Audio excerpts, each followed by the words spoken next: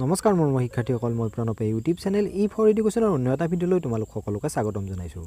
মোৰ শিক্ষাৰ্থীসকল, আজি মই তোমালোকৰ মাজলৈ লৈ আহিছোঁ হায়াৰ ছেকেণ্ডাৰী ছেকেণ্ড ইয়াৰৰ এগ্ৰিকালচাৰ আৰু হৰ্টিকালচাৰ নামৰ বিষয়টোৰ unit number 1 session 2 cultivation of chrysanthemum.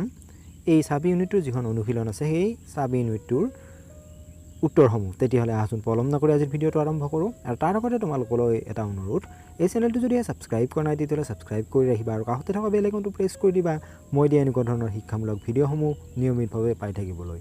তাৰ উপৰিও আগৰ সাব ইউনিটটোৰ যদি তোমালোকে প্ৰশ্নৰ উত্তৰসমূহ চোৱা নাই, মই ডেছক্ৰিপশ্যনত লিংক দিছোঁ, তাত গৈও চাব পাৰিবা।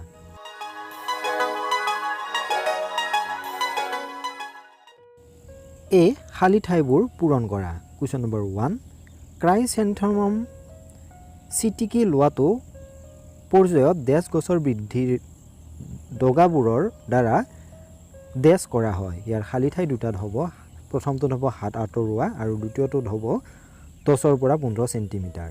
কুৱেশ্যন নম্বৰ 2, মানক ক্ৰাইচেন্থেমম চপোৱা হয় যেতিয়া ডেছ কিন্তু আগতে ডেছ দীঘলীয়া হ'বলৈ আৰম্ভ কৰে। ইয়াৰ প্ৰথম খালী ঠাইটো হ'ব সম্পূৰ্ণ মুকলি আৰু দ্বিতীয়টোত হ'ব কেন্দ্ৰীয় ডিস্ক। কুৱেশ্যন নম্বৰ 3, ক্ৰাইচেন্থেমম সাধাৰণতে ডেছ বা ডেছ বুলি জনা যায়। ইয়াৰ প্ৰথম খালী ঠাইটো হ'ব পূব ৰাণী আৰু দ্বিতীয়টোত হ'ব শৰৎ ৰাণী। কুৱেশ্যন নম্বৰ 4, ক্ৰাইচেন্থেমম ফুল যিবোৰৰ অদৃশ্য ডিস্ক ডেছ থাকে আৰু সেইবোৰ ডেছ। প্ৰথম খালী ঠাইটো হ'ব পম্পন আৰু দ্বিতীয়টোত হ'ব সজ্জাগত। প্ৰশ্ন নম্বৰ 5, ক্ৰাইচেন্থেমম ব্যৱসায়িকভাৱে ডেছ আৰু ডেছ কলমৰ দ্বাৰা বংশ বৃদ্ধি কৰিব পাৰে। প্ৰথম খালী ঠাইটো হ'ব চোষক আৰু দ্বিতীয়টোত হ'ব terminal. B, multiple choice question. প্ৰথম কুৱেশ্যনটো হৈছে ক্ৰাইচেন্থেমম ফুলৰ আৰম্ভণি আৰু ফুলৰ বিকাশৰ বাবে প্ৰয়োজনীয় জটিল দিনৰ দৈৰ্ঘ্য হ'ল। প্ৰথম অপশ্যনটো হ'ল 14 পৰা 15 ঘণ্টা আৰু 13 পৰা 14 ঘণ্টা। অপশ্যন বি 11-12 ঘণ্টা আৰু 12 পৰা 13 ঘণ্টা। অপশ্যন চি 10-11 ঘণ্টা আৰু 9-10 ঘণ্টা। অপশ্যন নম্বৰ ডি 16 পৰা 17 ঘণ্টা আৰু 15 পৰা 16 ঘণ্টা। ইয়াৰ শুদ্ধ অপশ্যনটো হ'ব এ 14 পৰা 15 ঘণ্টা আৰু 13 পৰা 14 ঘণ্টা।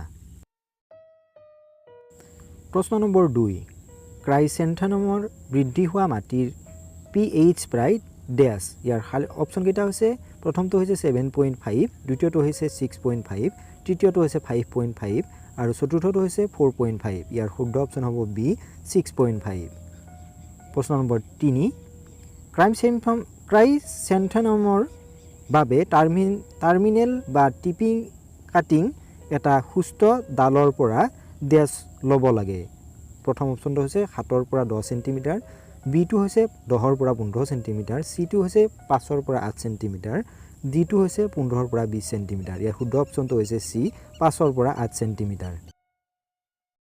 প্ৰশ্ন নম্বৰ 4, ক্ৰাইচেন্থেমমৰ গধুৰ ফুলৰ পাত্ৰ গছৰ বাহিৰত বৃদ্ধি নিয়ন্ত্ৰণ কৰিবলৈ ডেছ ব্যৱহাৰ কৰা হয়।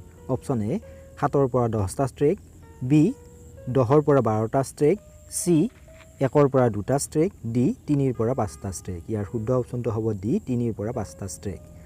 প্ৰশ্ন নম্বৰ 5, ক্ৰাইচেন্থেমমৰ গুৰিৰ পৰা চুকত আঁতৰোৱাটো ডেছ বুলি জনা যায়।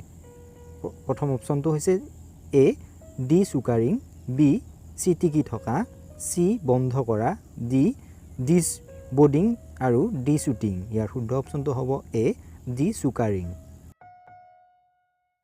প্ৰশ্ন নম্বৰ 6, ডেছ হৈছে 10 পৰা 15 চেণ্টিমিটাৰ পৰ্যায়ত উদ্ভিদৰ বৃদ্ধি ডগা আঁতৰোৱা যাৰ ফলত কেইবাটাও পাৰ্শ্বীয় শিপা উৎপন্ন হয়। Option a desuckering, b চিটিকি থকা বা বন্ধ কৰা, c disbudding, d tipping. ইয়াৰ শুদ্ধ অপশ্যনটো হ'ব বি চিটিকি থকা বা বন্ধ কৰা। কুৱেশ্যন নম্বৰ 1, ক্ৰাইচেন্থেমমৰ জাতবোৰৰ শ্ৰেণী বিভাজন কেনেকৈ কৰা হয়। ক্ৰাইচেন্থেমমৰ জাতসমূহক এনেদৰে শ্ৰেণীভুক্ত কৰিব পাৰি: ষ্টেণ্ডাৰ্ড জাত, বসন্তী, ব্ৰঞ্জৰ ৰাজকুমাৰী, এনে গে এনে, জায়েণ্ট ইণ্ডিয়ানাপলিছ, বগা, ইন্দিৰা, জয়া, মহাত্মা গান্ধী, গোলাপী, চেম্পিয়ন, পূৰ্ণিমা, বেঙুনীয়া এনে ৰাখি, ৰেড গোল্ড, ৰেজিলিয়েণ্ট, শান্তি, সাৰদা, মালা, স্নোবন, সোণাৰ বাংলা, টাটা চেঞ্চুৰী, থাই চুংকুইন, বাটিকা ইত্যাদি। এইখিনি তোমালোকে নামকেইটা পঢ়ি ল'বা। প্ৰশ্ন নম্বৰ 2, ক্ৰাইচেন্থেমমৰ উদ্ভিদ প্ৰসাৰণৰ বিষয়ে লিখা। বাণিজ্যিকভাৱে ক্ৰাইচেন্থেমৰ বংশসূচক আৰু টাৰ্মিনেল কলমৰ জৰিয়তে কৰা হয়, কিন্তু নতুন জাতৰ বিৱৰ্তনৰ বাবে বীজৰ যোগেদিও ইয়াক কৰা হয় যদিও উন্নত জাতৰ বহুতে কিছুমান সৰু ফুলৰ স্প্ৰে আৰু পম্পন প্ৰকাৰৰ বাহিৰে বীজ স্থাপন নকৰে। ডাঙৰ ফুলৰ ভিতৰত কেইটামান প্ৰকাৰহে বীজ স্থাপন কৰে।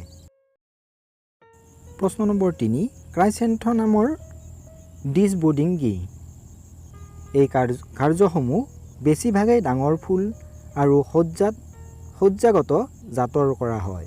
ফুলৰ সংখ্যা আৰু আকাৰ নিয়ন্ত্ৰণ কৰিবলৈ কাষৰ কলিবোৰ আঁতৰাই পেলোৱাটোৱে হৈছে ডিছবাৰ্ডিং। ডাঙৰ ফুলৰ প্ৰকাৰৰ জাতৰ অপৰিপক্ক ফুলৰ কলি আঁতৰাই বৃহৎ আকাৰৰ ফুল বা সৰু ফুল প্ৰকাৰৰ জাতত বৃহৎ সংখ্যক ফুল পোৱা যায়। মানক প্ৰকাৰৰ আৰু আন কিছুমান য'ত মাত্ৰ এটা ডাঙৰ কলি বিচৰা হয়, কেন্দ্ৰৰ চাৰিওফালে থকা অন্যান্য অক্ষীয় কলি আঁতৰোৱা হয়। স্প্ৰেৰ জাত উৎপাদন কৰিবলগীয়া স্প্ৰেৰ ধৰণ ওপৰত নিৰ্ভৰ কৰি ডাঙৰ কেন্দ্ৰীয় কলিটো আঁতৰাই পাৰ্শ্বীয় কলিবোৰ গঢ়ি তুলিবলৈ দিয়া হয়। প্ৰশ্ন নম্বৰ 4, ক্ৰাইচেন্থেমৰ ষ্ট্ৰেক কৰাৰ বিষয়ে লিখক আৰু ইয়াৰ সুবিধা লিখা। গছবোৰ সঠিক আকৃতিত ৰাখিবলৈ আৰু ফুলাৰ সময়ত বিশেষকৈ ওখ জাতৰ ক্ষেত্ৰত গছবোৰক থোৱাৰ পৰা সহায় কৰিবলৈ ক্ৰাইচেন্থেমৰ ষ্টেক কৰাটো অতি গুৰুত্বপূৰ্ণ। সাধাৰণতে ব্যৱহৃত ষ্টেক উইলো আৰু বাঁহৰ পৰা প্ৰস্তুত কৰা হয়। এটা ফুলৰ উৎপাদনৰ বাবে মাত্ৰ এটা ষ্ট্ৰেকৰ প্ৰয়োজন হয়, কিন্তু গধুৰ ফুলৰ বাবে 3 পৰা 5টা ষ্ট্ৰেক ব্যৱহাৰ কৰি টবত থকা গছৰ বাহিৰৰ বৃদ্ধি নিয়ন্ত্ৰণ কৰা হয়। নিখুঁত আৰু দৰ্শনৰ বাবে ফুলৰ স্তৰটোতকৈ ষ্টেকবোৰ সদায় অলপ সৰু হ'ব লাগে। ডি, স্তম্ভবোৰ মিলোৱা। এৰ লগত বিটো মিলাব দিছে। এৰ ফালে আছে 1 2 3 4 এনেকৈ আৰু বিৰ ফালে আছে A B C D এনেকৈ। ইয়াৰ উত্তৰকেইটা মই কৈ দিছোঁ। 1ৰ লগত B মিলিব, 2ৰ লগত A টো মিলিব, 3ৰ লগত D আৰু 4ৰ লগত C টো মিলাব। এইখিনি তোমালোকে নিজেই মিলাই ল'বা।